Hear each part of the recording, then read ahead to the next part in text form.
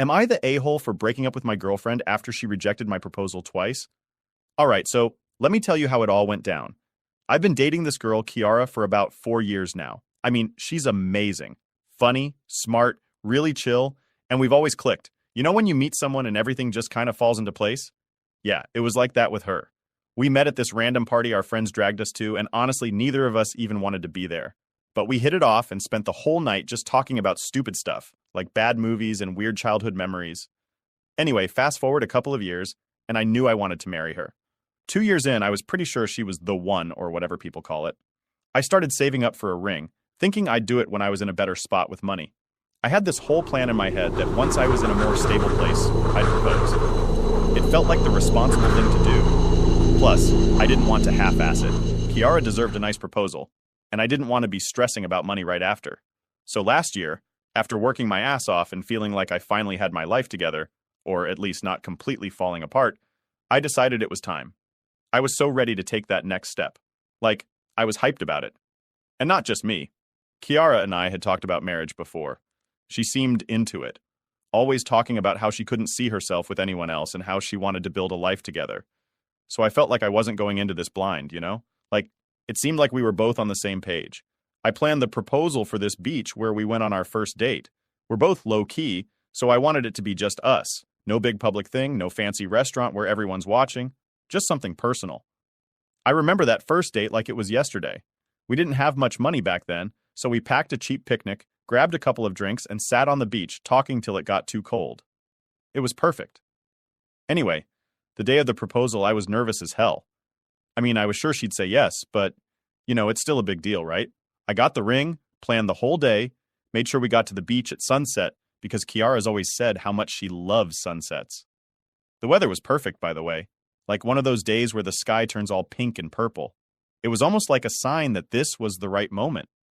So we get to the beach, and I'm trying to keep it cool, but inside I'm freaking out a little. We're walking along the shore talking about random stuff, and then I just stop, take her hand, and start talking about how much she means to me. I told her how much I love her, how I couldn't imagine my life without her. And then I got down on one knee, pulled out the ring, and asked her to marry me. Here's the part that threw me off. She looked at me, like, really looked at me, and didn't say anything for what felt like forever. Then she says, "I want to marry you, but not right now." I was like, what? My brain couldn't process that at first. I just stood there, still holding the ring, probably looking like an idiot trying to make sense of what she just said. I want to marry you, but not right now. What does that even mean? I felt my heart drop, man. She said she wasn't ready for all the engagement stuff just yet. Like, she wasn't into the idea of being engaged and she needed more time. She didn't really explain it much further than that, just kind of said it wasn't the right moment for her. That hit me like a punch in the gut, but I didn't want to make a scene, so I just smiled and said, yeah, okay, I get it. But truthfully, I didn't get it. Not at all. We had talked about marriage. She had told me she wanted to be with me forever, and here I was, putting myself out there, only to get a half-assed rejection. But I figured, all right, maybe she just needs more time. After all, I waited a year to get my stuff together before proposing, so maybe she's just not in that place yet. I convinced myself that it wasn't that big of a deal and tried to shake it off. We ended up spending the rest of the evening pretending like everything was fine. But it wasn't. The whole vibe had shifted, and I was stuck in my own head, wondering if I had messed up. Should I have waited longer? Was it the wrong moment? Did I not know her as well as I thought? I didn't ask her any of this, though, because I didn't want to seem like I was pushing her.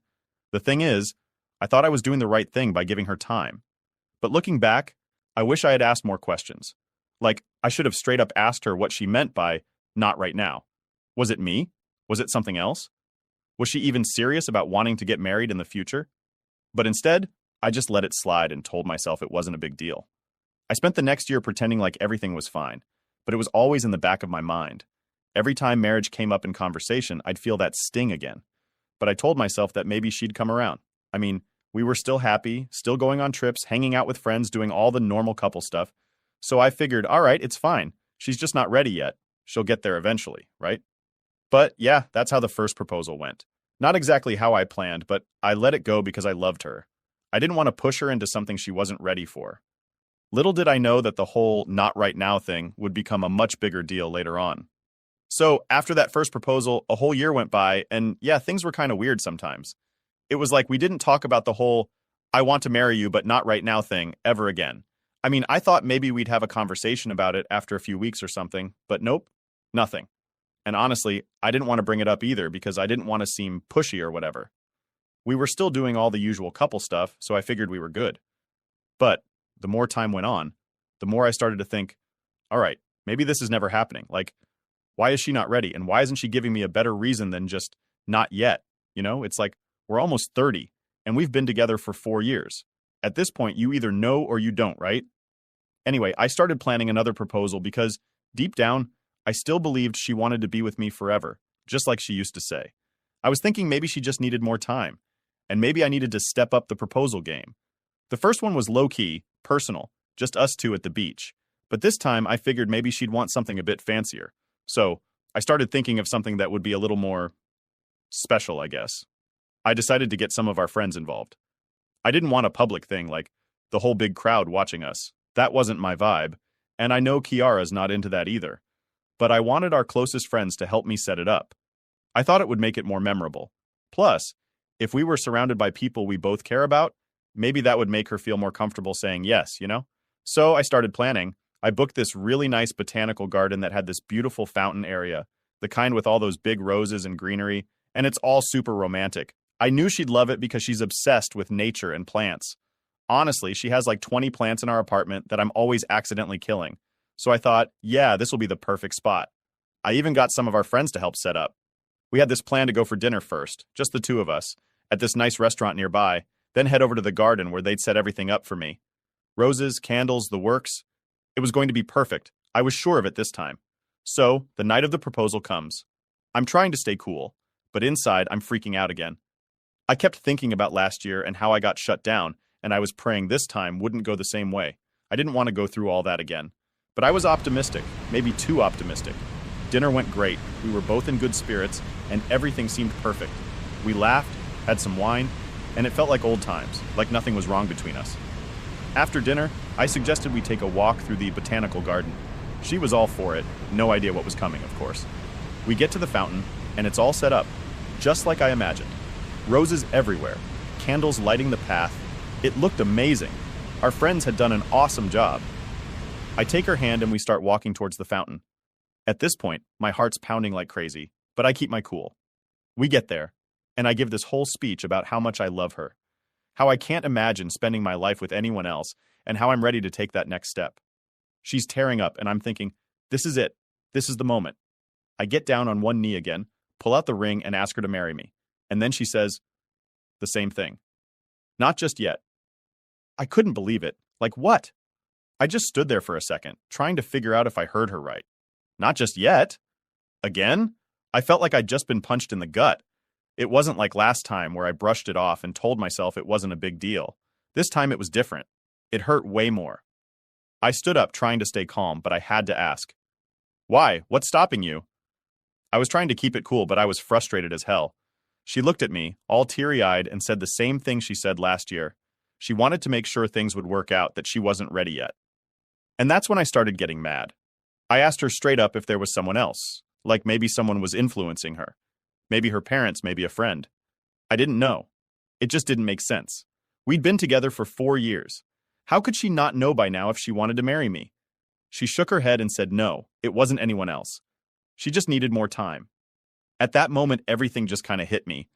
I had waited a whole year since the last proposal. I had gone through all this effort to make sure this one was perfect. I thought we were in a better place, and yet here I was, standing in the middle of this beautiful garden, being told, not yet again.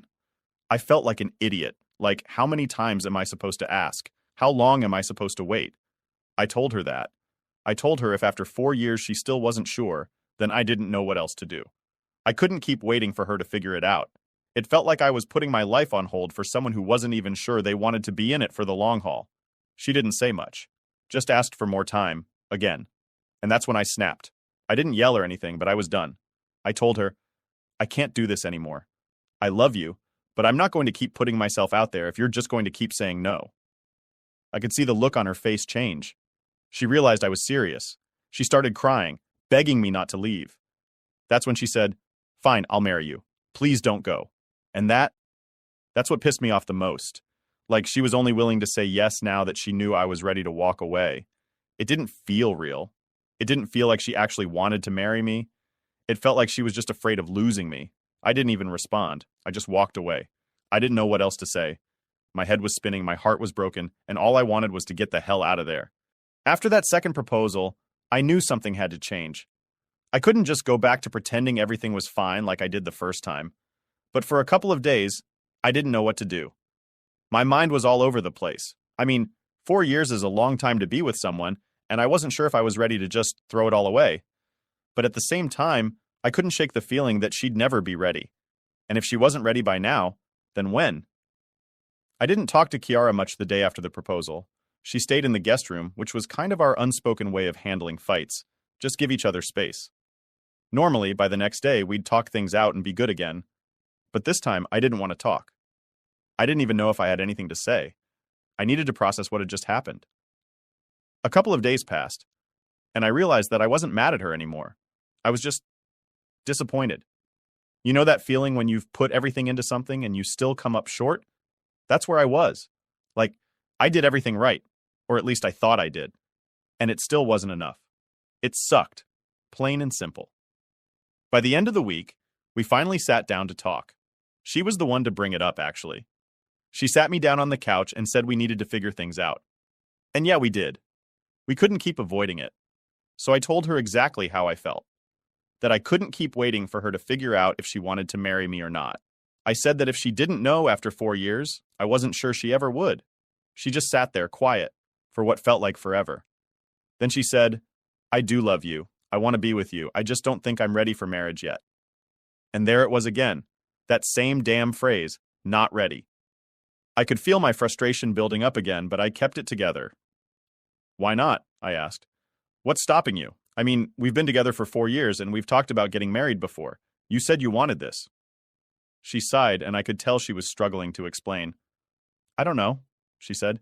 It's a big commitment, and I don't want to rush into something I'm not sure about. That's when it hit me. She wasn't sure about me. Not us, not the relationship, just me.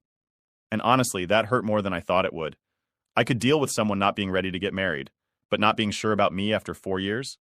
That was a whole different thing. I leaned back on the couch, trying to process it. I asked her straight up, Are you ever going to be sure? She looked at me, and for the first time, she didn't have an answer. She just sat there, staring at her hands, not saying a word. That's when I knew.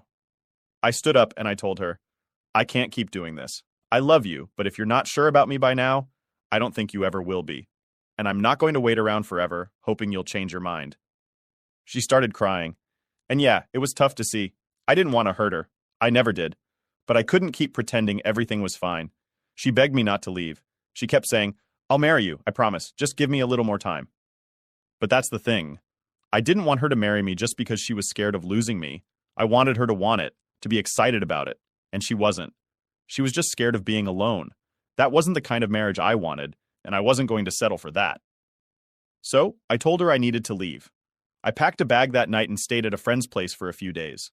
I figured we both needed some space to cool off and think about what we wanted. But deep down, I knew it was over. There was no coming back from this. The next few days were rough. I kept going over everything in my head, trying to figure out where it went wrong. Was it me? Was it her? Was it both of us? I don't know. All I knew was that it didn't feel right anymore. The relationship had turned into something it wasn't supposed to be, and I couldn't fix it. That week, she called me a few times. I didn't pick up at first because I wasn't ready to talk, but eventually I answered. We had one of those awkward conversations where neither of us really knew what to say. She kept asking if I'd come home, and I kept saying I needed more time to think. The irony wasn't lost on me asking for more time after being pissed about her doing the same. But it wasn't the same thing. I wasn't waiting to decide if I loved her. I was trying to figure out how to move on. Then came the texts. Oh man, the texts. Her friends, her parents, even some of our mutual friends started blowing up my phone. Apparently, she'd told everyone I dumped her because she wasn't ready to get married. And of course, they all took her side. They called me immature, selfish, a jerk for throwing away a 4-year relationship just because she wasn't ready for the next step. But what they didn't understand, what none of them seemed to get, was that it wasn't about the wedding. It was about her not being sure about me. I mean, if someone's not sure about you after 4 years, how much longer are you supposed to wait? 5 years? 10? It felt like everyone was missing the point. The funny thing is, some of my friends didn't take her side. A few of them actually said they understood where I was coming from. They weren't taking sides exactly, but they weren't blaming me either. They knew what I had gone through, how much effort I put into the relationship, and that made me feel a little better, knowing I wasn't completely crazy for walking away. I think that's when I finally accepted that it was over. I wasn't going back. No amount of begging or promises was going to change the fact that she didn't see a future with me. Not really. I went back to our place to get the rest of my stuff about a week later. Kiara wasn't there, and honestly, I was relieved. I didn't want to deal with another emotional conversation. I packed my things, left my key on the counter, and walked out for the last time. And just like that, it was over. 4 years, done. And yeah, it hurt like hell. But for the first time in a long time, I felt like I made the right choice. I wasn't going to settle for someone who wasn't sure about me. I deserved better than that. Update 1. So after I packed my stuff and walked out of the apartment for the last time, I thought things would be kinda easier. Like, I expected to feel this massive weight lift off my shoulders or something, but instead, everything felt heavy. I don't know how else to describe it, but it's like the breakup didn't really hit me until I was back at my friend Kyle's place, just sitting on his couch with my duffel bag at my feet. Kyle's a good guy, one of those friends who doesn't ask too many questions and just hands you a soda when you need it. He didn't try to pry or give me advice. He just let me crash at his place. And we spent most of the nights playing video games or watching dumb movies. It helped for a bit, but then the messages started rolling in again, and I couldn't escape the reality of what was happening. Kiara texted me almost every day. At first it was the usual "can we talk" and "I miss you" messages, which I kinda expected, but then she started getting frustrated. I didn't answer her calls, so she'd send these long texts about how I was being unreasonable for not wanting to work things out. She kept saying stuff like, "You're throwing everything away over one small thing and you'll regret this." It pissed me off, to be honest. Like, I'm throwing everything away? I didn't know how to respond without starting another argument, so I just didn't. Ignoring her texts wasn't easy, though. Every time my phone buzzed, I'd feel this pit in my stomach. Part of me still cared about her, but I knew deep down that this wasn't something we could fix. I had to remind myself that this wasn't just about marriage. It was about her not being sure about me, about us. The thing is, when you spend 4 years with someone, you get used to having them around. Even if things were rocky towards the end, Kiara had been a huge part of my life for so long that I didn't really know what to do with myself now that she wasn't. I kept finding myself scrolling through old photos of us on my phone, looking at all these memories we'd made. It's stupid, I know, but it was like I was trying to figure out where things went wrong. Like, was there something I missed? Some sign that things were falling apart before the proposals? I spent way too much time thinking about that. Kyle told me I was overanalyzing it, and yeah, maybe he was right, but it was hard not to. When you invest that much time into someone, you want to believe that it all meant something, that it wasn't just a waste of time. After about a week of silence from Kiara, I started getting messages from her friends, and man, they were brutal. Some of them were straight up calling me a jerk for leaving her. One even said, "You're just scared of commitment," which is rich, considering I literally proposed twice. Another one of her friends wrote this long message about how I was being selfish for not giving Kiara more time to figure things out. Apparently, 4 years wasn't enough. But here's the thing. I know I said I wouldn't use that phrase. Her friend Ashley actually sent me a message saying, "You were just a safe bet for her. She'll find someone better now." Like, damn. I didn't respond to that one either, but it stuck with me. Was I just some backup plan for her? It wasn't like Kiara ever said anything like that. But the more I thought about it, the more I wondered if she was waiting for someone else, someone better, whatever that means. Meanwhile, my friends were giving me their own opinions. Kyle, as usual, kept it simple. "Dude, you're better off. If she can't decide after 4 years, she's never going to." My buddy Matt was a bit more vocal. He thought I should have left sooner, like after the first rejection. He kept saying, "Why'd you give her a second chance, man? She made it clear the first time." I didn't really have an answer for that. I guess I just didn't want to give up on her that easily. Maybe that makes me sound stupid, but I wanted to believe things could still work out back then. It was a weird mix of emotions. I was angry, frustrated, but also sad. And part of me couldn't shake the guilt. Every time I saw her friend's texts, I'd think, am I the bad guy here? I kept questioning myself, even though I knew I did what I had to do. Breaking up wasn't some knee-jerk reaction. It was something I thought about for a long time. But still, when you're getting hit from all sides with people telling you you're the asshole, it messes with your head. About 2 weeks after the breakup, I finally got a text from Kiara that wasn't angry. It was simple. I understand now. I'm sorry. I hope you find someone who makes you happy. That was the last message I got from her. No more calls, no more texts. It felt weirdly final, and I wasn't sure how to feel about it. On one hand, I was relieved that the constant back and forth was over. On the other hand, it felt like the last thread between us had been cut. I wish I could say that's when everything got easier, but honestly, it didn't. I still had moments where I'd think about her, about what we had, and what could have been. But over time, those moments got fewer and fewer. The more space I had from her, the more I realized that breaking up was the right choice. It hurt like hell, but it was necessary. I didn't want to be stuck in a relationship where I was always waiting for her to be ready. Eventually, I moved out of Kyle's place and got my own apartment. It wasn't anything fancy, just a one-bedroom in a decent part of town, but it was mine. I started focusing on myself more, hanging out with friends, hitting the gym, just trying to get my life back on track. And slowly things started feeling normal again. I'm not saying I'm over it 100%, but I'm in a better place now. Looking back, I realized that I deserve someone who's sure about me, not someone who needs years to decide if I'm worth it. It's still a tough pill to swallow, but I've accepted it. So yeah, that's the aftermath. It wasn't pretty, and I'm still dealing with some of the fallout, but I think I'm finally moving on. Update 2. So after months of adjusting to life on my own, I felt like I was finally getting the hang of things. It's not like everything magically got better or something, but things were just easier. I wasn't waking up every morning with that knot in my stomach anymore. Kiara wasn't on my mind all the time, and I wasn't constantly checking my phone to see if she texted. I had my routine, my space, and honestly, it was nice to have my own place again. I could leave dishes in the sink if I wanted blast music at 1 a.m., or just sit in silence with a soda on the balcony. No one to answer to. It felt good work was going fine. I wasn't one of those people who throws themselves into their job after a breakup or whatever, but having something to focus on definitely helped. I didn't think about anything else when I was knee-deep in projects or sitting in meetings. I think that was my biggest win, just being able to focus on something without getting distracted by thoughts of the past. But, as anyone will tell you, just when you think you're moving on, life has this way of throwing something at you to test if you're really over it. I was at a bar with Kyle one Friday night. We hadn't done a proper hangout in a while because we'd both been busy with work, so we decided to grab a few drinks, shoot some pool, and catch up. The night was going great. Laughs, beers, trash talking over pool, the usual. It was just one of those nights where you're not thinking about anything too heavy, just enjoying the moment. Then, out of nowhere, Kyle gets this weird look on his face while we're playing.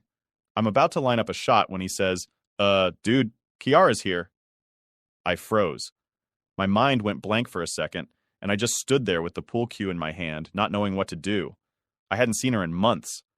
Yeah, I knew she was seeing someone new, but it's one thing to hear about it through the grapevine and another thing to see it with your own eyes. I tried to play it cool, though. I didn't want to freak out or anything. I mean, it's a small town, and it was bound to happen at some point, right?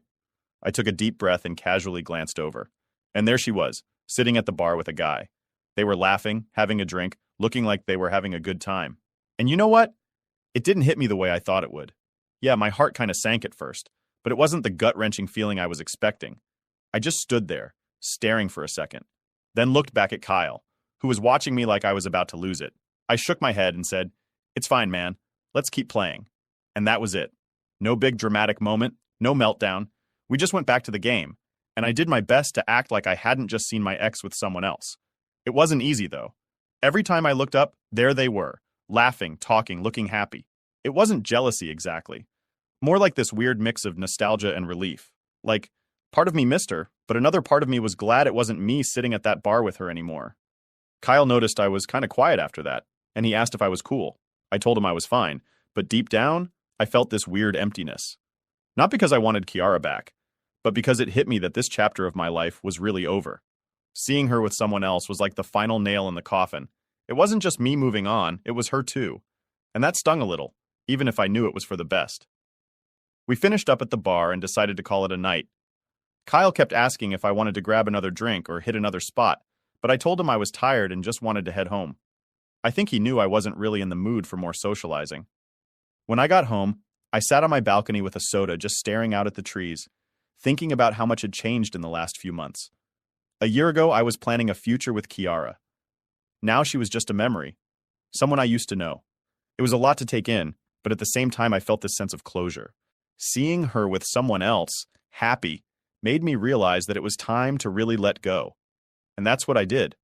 I sat there on the balcony for a long time, just thinking about everything that had happened, and for the first time in a long time, I wasn't angry or sad or confused. I was just okay with it. Life goes on, and so do people. Kiara had moved on, and so had I. It wasn't some dramatic revelation or anything, just a quiet acceptance that things were the way they were. The next morning, I woke up feeling lighter.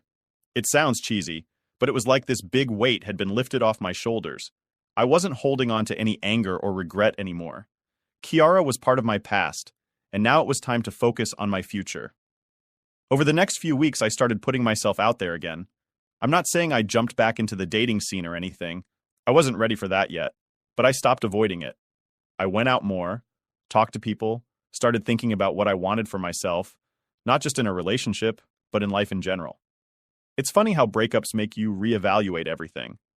It wasn't just about moving on from Kiara. It was about figuring out who I was and what I wanted from life. And I realized that I still had a lot to figure out, but that was okay. I wasn't in a rush. For the first time in a long time, I was content with where I was. So, yeah, that's pretty much where things stand now. I'm moving forward.